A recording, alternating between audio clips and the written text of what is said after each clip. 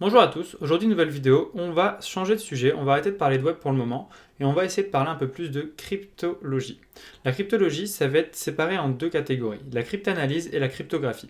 La cryptographie, ça va être l'art d'encoder des messages secrets de manière à les rendre indéchiffrables.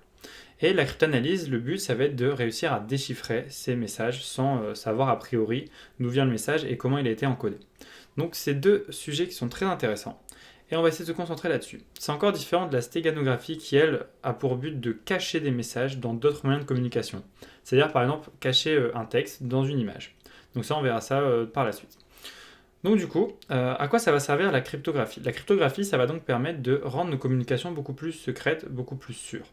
Car dès qu'on veut, par exemple, envoyer des messages, on ne veut pas forcément que tout le monde sache ce qu'on a envie de dire. Et la cryptanalyse, ça a beaucoup servi donc énormément par les temps passés, notamment pendant la guerre, où il y avait pour but de réussir à décoder les messages secrets des ennemis.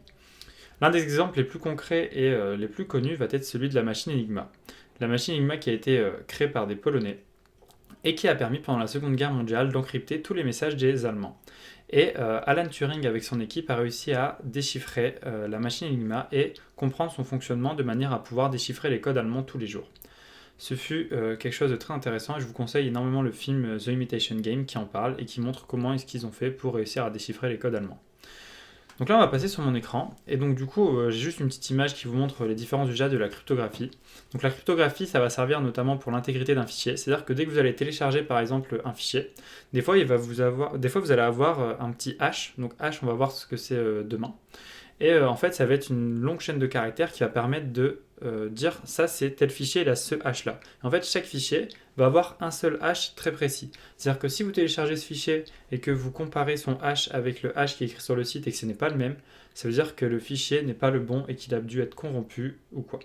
C'est très utile quand vous voulez télécharger certains fichiers qui sont plutôt confidentiels ou importants, et ça permet de voir que le fichier n'a pas été altéré, que ce soit pendant le téléchargement ou par le lieu auquel vous l'avez téléchargé. Donc du coup, ça c'est ce qu'on va voir avec les fonctions de hachage, donc ça on va en parler plutôt demain. L'authenticité, donc ça c'est un peu ce dont je parlais, donc c'est être sûr de l'origine d'un fichier. Et surtout aussi la cryptographie, ce qui sert depuis de nombreuses années, c'est pour la confidentialité des messages. Donc il va y avoir deux types de cryptographie, les plus connus ça va être la cryptographie asymétrique et la cryptographie symétrique. La cryptographie symétrique, ça veut dire qu'on va pouvoir encoder et décoder un message par un procédé qui est connu à part entière et que ça va être toujours le même. C'est-à-dire que par exemple, on va prendre un message, si on le passe par l'encodage, ça va donner un autre message, et si on le repasse dans le sens inverse, ça va redonner notre message de base. Tandis que la cryptographie à clé asymétrique, c'est-à-dire qu'en gros, on va avoir un chiffrement avec une clé publique et une clé privée, et ça on verra plus précisément dans une autre vidéo.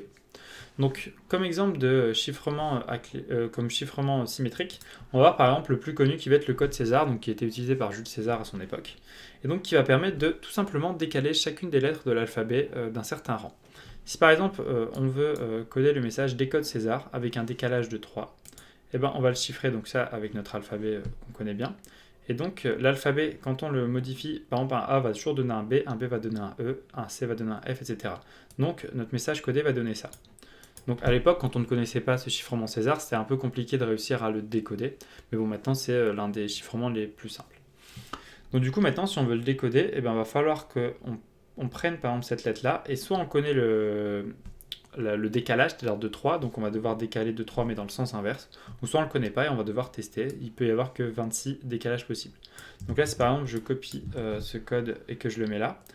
Donc là, ici, on va dire qu'on ne connaît pas le décalage, par exemple, et qu'on essaie de le déchiffrer. Donc ça, c'est Decode, c'est un site qui permet de chiffrer et de déchiffrer pas mal de chiffrements connus. Et donc du coup, là, si on regarde tous les décalages possibles, on voit bien que la plupart, c'est du charabia. Et on voit bien qu'avec un décalage de 3, on retrouve bien notre message qu'on avait codé à la base. Il en est de même pour le chiffrement de Wigner, donc qui est un chiffrement très connu aussi, mais qui lui utilise une autre méthode et qui par exemple utilise une clé de chiffrement. C'est-à-dire que vous allez pouvoir chiffrer en mettant une certaine clé. Si par exemple j'essaie de coder ce texte avec la clé de chiffrement clé et que je le chiffre, ça va me donner un certain texte. Et si par exemple je change la clé, que je mets bonjour, on peut voir que ça ne va pas du tout nous donner le même message. C'est-à-dire que du coup, pour pouvoir décoder le message, il faudra connaître a priori la clé qui aurait pu s'être échangée au préalable avant de transiter nos messages. Voilà, donc c'était simplement une petite introduction à la cryptologie, donc là on n'est pas du tout allé dans les détails. À partir de demain, on va essayer de voir plus en détail certains procédés de chiffrement et de déchiffrement. Donc demain, ce qu'on va voir, c'est qu'on va parler des hashes, donc ce qui permet en gros de protéger nos mots de passe dans les bases de données. À demain!